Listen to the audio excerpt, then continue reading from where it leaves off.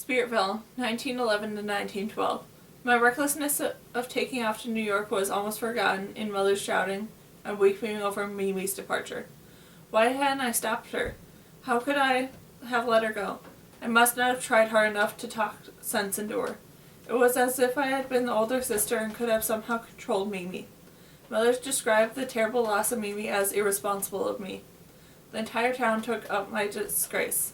Aunt Lily said I had been the one who tricked her into driving us to Buffalo, when in actuality it had been Mimi's idea.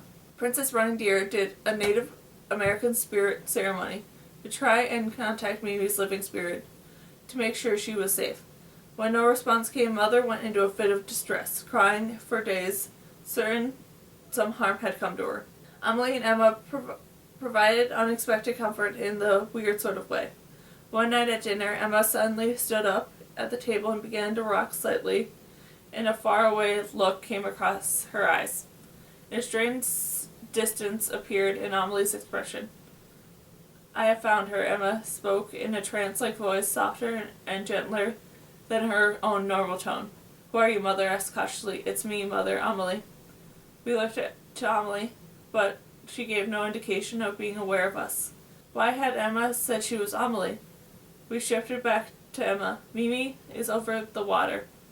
It's night where she is," Emma said, still in a trance state. She is staring up at the moon. She is in love." "In love?" Mother cried, and jumping over so forcibly the dinner table fell to the floor. "With whom is she in love?" The commotion had an effect of breaking Emma's trance, and her eyes blinked rapidly and lost their distant gaze. "Whom is your sister in love with?" Mother demanded. "I don't know what you're talking about," Emma replied. "Who is in love?" We looked at Emily, who had rested her head on the table and was now snoring lightly. You said you were Emily," I told Emma. "Why?" Emma shrugged. "Did I? How odd." This news that Mimi was saved divided from wherever comforted us all, except for Mother, who seemed to think that this impending romance simply upended the level of peril involved. Every time she looked at me, she seemed to be reminded of it anew and shook her head darkly. Only Blythe, recently turned 13, thought Mimi was brave and adventurous. She would have been an idiot not to have gone. She started boldly to us one night when everyone was in the parlor and Mother was once again engulfed in tears and recriminations. This took everyone by surprise, since Blythe was not usually one to balk at the tide of prevailing opinion. "We're not rich. There is no wealthy young man for her to meet in this town. The only young man that won are all the ones that died and speak through other people. When else is she going to have a chance like this to see the world and find romance?" "Don't you go getting any ideas, Blythe," Mother chid. "Your sister is involved in scandalous people. Who knows what this will do to her reputation or her chances of making a suitable marriage? Not some simple bored fling. And who knows what manner of man? What do you care what people think?" Blythe spoke to Mother in an unforeseen defiance. Her words seemed so odd, and the cheerful face that made me see her in a new light, as a sprightly, independent person, no longer a child. "Most people think everyone in this town is crazier than a loon," she continued, "and they're probably right. It doesn't seem to bother you." "Crazy? Why crazy?" Mother cried, sputtering incredulously. "No one thinks that. People flock here for the guidance." "Crazy people," Blythe insisted. For being so insolent, Mother banished Blythe to her room, punished her for the first time as any of us could recall. She then confined me to my room simply because I had brought all this upon them in the first place. The blame did not rest, making the autumn of 1911 one I did not particularly enjoy. But like waves, events roll in and a crash bang to recede, leaving the waters calm, at least until the next wave comes along. That's when I discovered, in the weeks I'd been constantly confined in my room, the confinement during which I worked on my article about Tesla. While thinking about that increasingly, after a while, Mother stopped crying and quit noticing whether Blythe and I were in our rooms. Townspeople gave up looking at me with the condemning glances. Late that November, teams of workers descended on Spiritville in flatbed trucks loaded with timber. It seemed that nearly the entire town came out each day to watch them as they worked.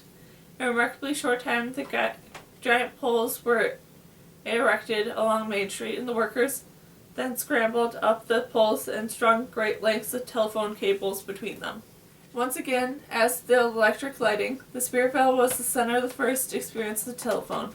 The first words spoken over the telephone cable in Spiritville were voiced by Aunt Lily.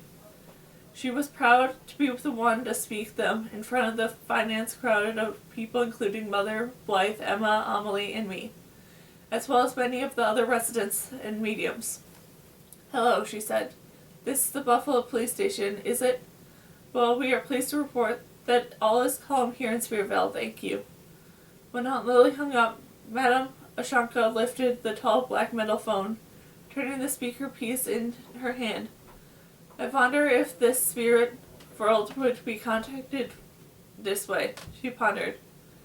"If it might like talking to a spirit," Aunt Lily remarked. "There's this voice that talking at ya, but no body." "What if Hiram called you up one night?" Blythe suggested, with a touch of mischief. "Now, why would he do that when he's right here?" Aunt Lily asked. "He is still here, isn't he, Maud?" She checked with Mother. "Yes. He says you are very intelligent and have the phone installed," Mother reported. Aunt Lily beamed proudly. By December, I had stopped checking the mailbox, constantly hoping for a letter from either Mimi or Thad. It had never been so easy to secretly check the mail at the box out the white picket fence when Mother wasn't busy with clients or helping Aunt Lily with the hotel accounts. She was nearly camped there. She and W.T. Stead had begun a lively correspondence. To receive new letters from him was a great pleasure of her life. I think it was safe to presume that Mother had developed a crush on the noted journalist.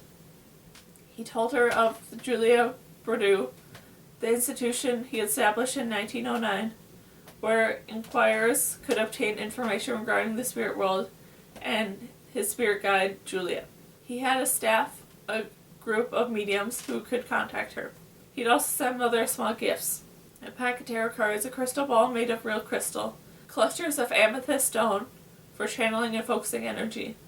Another gift had arrived early in December was a Ouija board, which Mother immediately set about mastering and using with her clients. The plaque in the front yard soon read, "Maud Onya Taylor, medium chandler, vibrational partner, interrupted tarot reader, crystal energy force, expert practitioner of the Ouija board contact." On Christmas Eve that year, my sisters and I each played the role of Spiritville's yearly production of A Christmas Carol, held in the town center. One might imagine, in the population forced on the spirit world, a play about Christmas ghosts and the prothetic transformation dream was held very high, nearly worshipped esteem. I had been cast as Miss Cretchent, Blythe, the beautiful young woman Scrooge almost married. Emma and Amelie were the ghost of Christmas past, played as one entity, which is how the people were starting to consider them. Aunt Lily was the wonderful, cranky, and somewhat amissive Scrooge, and Princess Running Deer was the omniscient presence of the ghost of Christmas future. Maud Ashanka accompanied by the scenes with haunting performance on her violin. The final blows were met with arousing cheers. All that was missing was Mimi. After the snowflakes began to fall, my sister and I headed across the empty main road towards home. The fast-falling snow required us to flip our upper hoods of our woolen capes. A light blanket that witnessed the quickly accumulated added and quiet beauty of the town, with all its gingerbread porches strung with tiny white electric lights for the first time ever. "This is so magical," Life commented wistfully. "I hope it's snowing wherever Mimi is, and that some handsome fellow was holding her hand." "Me too," I answered, picturing Mimi with a Swiss mountaintop Charlotte with some prince at her side. The image also made me think of Thad. What was he doing this Christmas Eve? Was he at a party paying attention to a girl, one prettier than me and closer to his age? Or was he deep in Tesla's laboratory, unanswered in the celebration outside? When we arrived home, Mother, who had left to show at the current call, was waiting with hot chocolate and candy canes. She had wrapped gifts under the tree that, despite the general embrace of electricity, was still a delicate tinfoil cupped candles on its branches. We were about to begin opening our gifts when we heard the new motorized mail truck stop at our box and then move on. "He's arrived late," Mother commented. "He must have a good overload of holiday mail." "I'll go get it," I said, unable to resist, despite the fact that I had convinced myself that neither Mimi nor Thad would ever write. I threw my cape over my shoulders and ran out the front door, once more into the snow, which was falling even more heavily than before. At the mailbox, I pulled out the stack of letters, mostly Christmas cards from our neighbors and one with W.T. Stead, surely to delight Mother. But also included a delivery was a package wrapped in brown paper and addressed to me. The postmark was from New York City. With excited, trembling hands, I ripped the paper apart right there. It was a book. Without even reading the title, I flipped inside, and there was some kind of inscription, a note, but there was none. Closing it, I read the title, The Time Machine by H.G. Wells. It could have come from only one or two people, Tesla or Thad.